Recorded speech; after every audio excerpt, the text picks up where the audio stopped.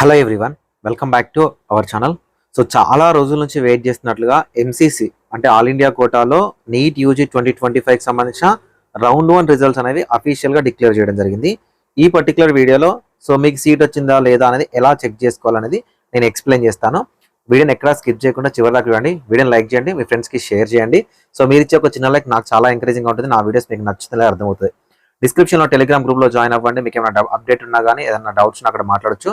లేదు నాతో పర్సనల్గా మాట్లాడతాం, మెంటర్షిప్లో జాయిన్ అవుతామంటే 7893947228 అనే నెంబర్ని మీరు వాట్సాప్లో కాంటాక్ట్ అవ్వచ్చు ఫర్ మెంటర్షిప్. ఓకేనా?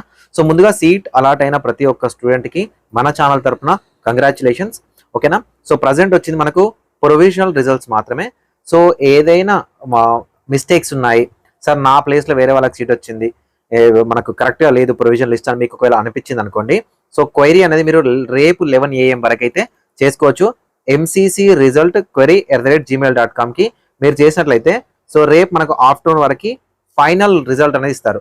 ఇది ప్రొవిజనల్ రిజల్ట్ అనేది ఫైనల్ రిజల్ట్ అనేది ఇవ్వడం జరుగుతుంది. అసలు మాక్సిమం చేంజెస్ ఉండవు. సో 1-2 చేంజెస్ చేంజ్ అవ్వచ్చు. సో అది నర్సింగ్లో కానీ, బీడీఎస్లో కానీ, లేకపోతే డీమ్డ్ యూనివర్సిటీలో కానీ కొన్ని చేంజెస్ అవ్వచ్చు, కానీ మేజర్గా చేంజెస్ అయితే అవ్వవు.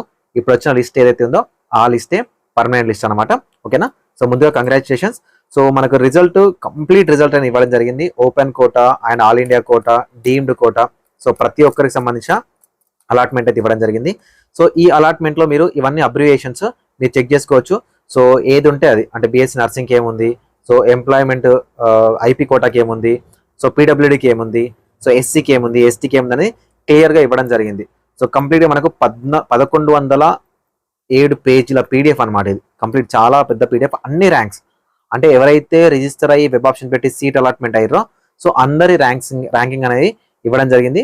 సో మనకు first all India ranker AIIMS ఢిల్లీలో సీట్ తీసుకున్నాడు, అలాటెడ్. జనరల్ కోటా అలాటెడ్ వచ్చేసరికి మనకు ఓపెన్ కోటాలోనే అలాట్ అయిపోయింది.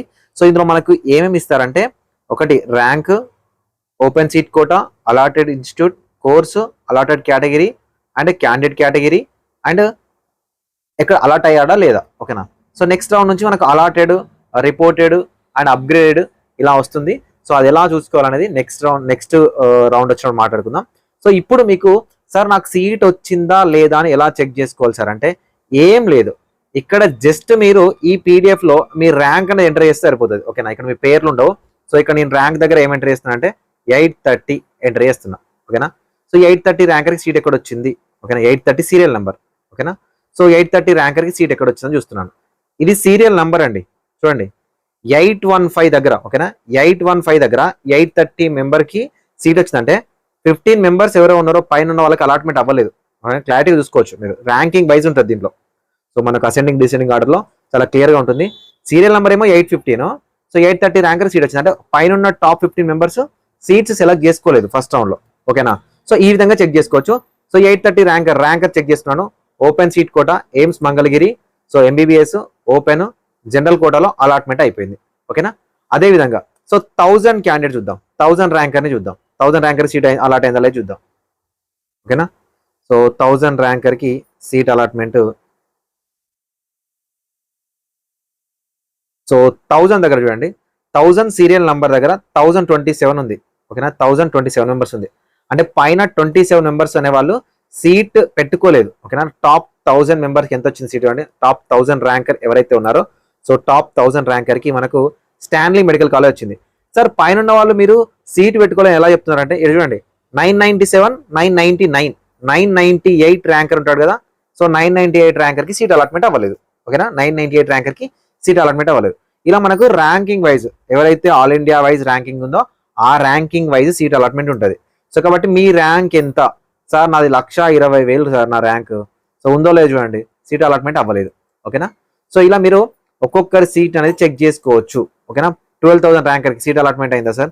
సో 12,000 ర్యాంక్ దగ్గర చూడండి, ఇక్కడ మనకు 66,673. సో ఎవరికి అలాట్ అయింది? సో మనకి ఇక్కడ ఎంబీబీఎస్ ఎస్సీ కోటాలో అలాట్ అయిపోయింది. ఓకేనా? ఈ విధంగా మీరు ర్యాంకింగ్ అనేది చెక్ చేసుకోవచ్చు. 12,000 సీరియల్ నెంబర్, 12,000 ర్యాంకర్కి ఎవరైతే ఉన్నారో మేబీ ఆల్ ఇండియా కోటాలో సీట్ తీసుకోలేకపోయి ఉండొచ్చు. సో ఈ విధంగా మీ ర్యాంకింగ్ అనేది చెక్ చేసుకోవచ్చు. ఇదే చెక్ చేసుకోవచ్చా సార్? మళ్ళీ ఎలా అంటే ఎంసీసీ వెబ్సైట్లోకి వెళ్ళాలి. ఓకేనా? ఎంసీసీ వెబ్సైట్లోకి వెళ్ళాలి. సో వెళ్ళి ఏదైతే న్యూ రిజిస్ట్రేషన్ ఉందో అక్కడికి వెళ్ళి లాగిన్ అవ్వాలి. ఓకేనా, న్యూ రిజిస్ట్రేషన్కి వెళ్ళి లాగిన్ అవ్వాలి. లెఫ్ట్ సైడ్లో సీట్ అలాట్మెంట్ అని ఉంటుంది. ఓకేనా, సీట్ అలాట్మెంట్ మీద క్లిక్ చేస్తే మీకు అలాట్ అయిందా లేదా కూడా కనిపిస్తుంది. అది అలాట్ అయిన వాళ్ళకి మాత్రమే ఎనేబుల్ అవుతుంది. ఓకేనా, లేదు అంటే మీరు చెక్ చేసుకోవాలనుకున్న ఒకే ఒక సోర్స్ ఏంటంటే ఇక్కడికి వచ్చి మీ ర్యాంక్ ఎంత, ఆల్ ఇండియా ర్యాంక్. ఓకేనా, all India rank, AIR rank. Sir category rank enter చేస్తా, ఎస్సీ కేటగిరీ ర్యాంక్ ఎంటర్ చేస్తా, ఎస్టీ కేటగిరీ ర్యాంక్ ఎంటర్ చేస్తా, అలా కాదు, ఆల్ ఇండియా ర్యాంక్ మాత్రమే ఎంటర్ చేయండి. మీకు ఈ విధంగా సీట్ అలాట్ అయిందా లేదా చూపిస్తుంది. ఓకేనా, thank you for watching this video.